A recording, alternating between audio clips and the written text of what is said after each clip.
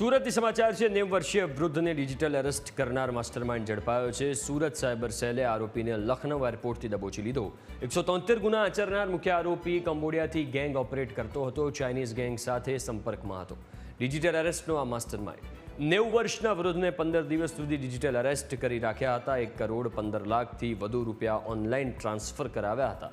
આ digital arrest કેસમાં અગાઉ 5 આરોપી પણ ઝડપાઈ ચૂક્યા છે।